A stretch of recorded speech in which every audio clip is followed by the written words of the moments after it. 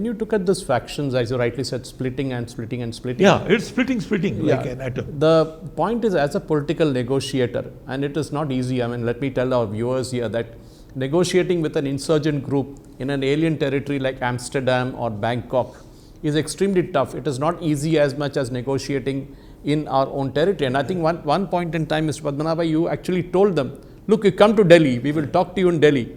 And was Mr. Vajpayee then in power? I'm not sure who was the Prime Minister then. Maybe Manmohan Singh ji or Vajpayee ji. So I think that move of I brought them to India. Yeah, I brought them to Delhi. India. Yeah. So that's what I just want you to talk to that, because bringing them to India was a psychological win for the government, isn't Absolutely. it? You see, the point is, they were totally reluctant to come to India, the leadership. Their argument was, Prime Ministers have agreed that it would be an unconditional talks. And 3 conditions were put by them. You know, unconditional from our side, but conditions from their side. The 3 were, the talks would be held outside India. The talks would be at the highest level, means Prime Minister or his representative. And then, these are the 2 ones, main ones. So what has happened, they were telling me all these things, their point of view, what should be done and all that. But I told them that, look here, I might agree with some of your points, what you are putting across. But I am not the final decision maker. The decision maker is not even the government of India. It would be the people of India. The people of India should understand you. The people of India would mean the ruling party, the opposition parties, the press, the civil society. All these people should accept your point of view, or at least have a sympathy to your point of view. So you must come to India.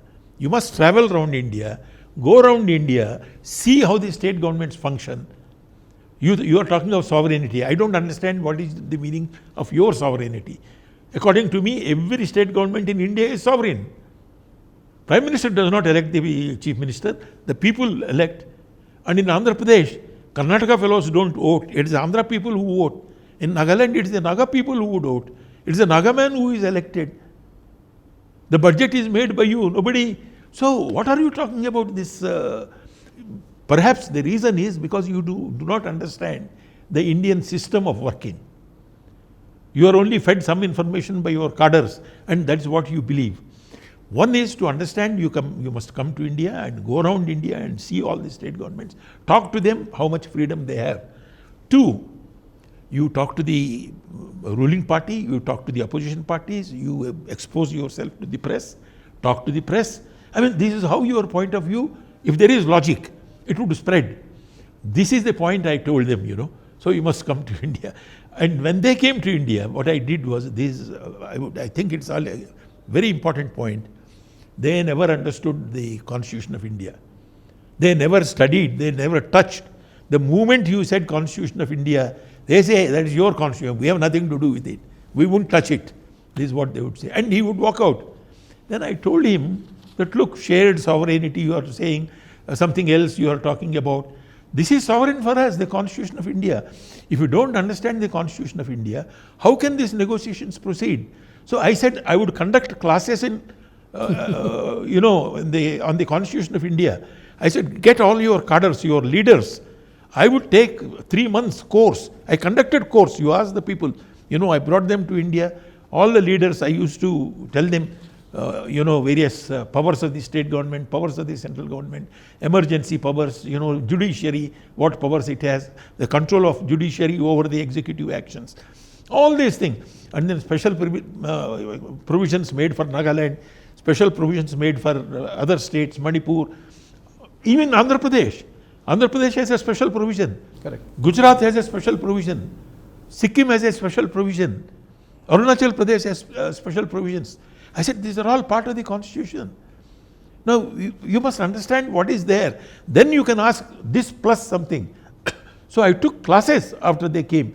This is how I persuaded them to come to India, Otherwise, they were not coming. Yeah, in fact, at one point they said, we will not negotiate with bureaucrats. We will not negotiate with you. We will negotiate only with politicians.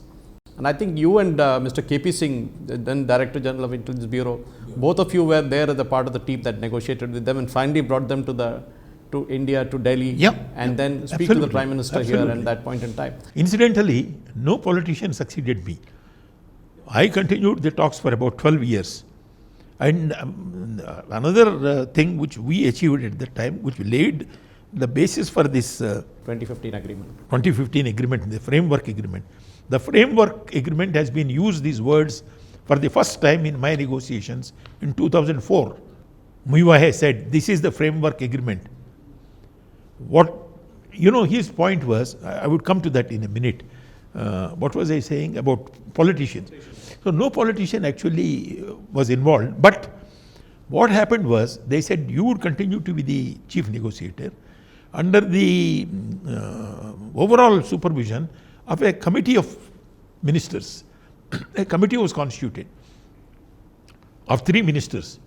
Oscar Fernandez, then Prime Minister's office, Mr. Chauhan, and one more gentleman from South India, Tamil Nadu, Raghupati or somebody.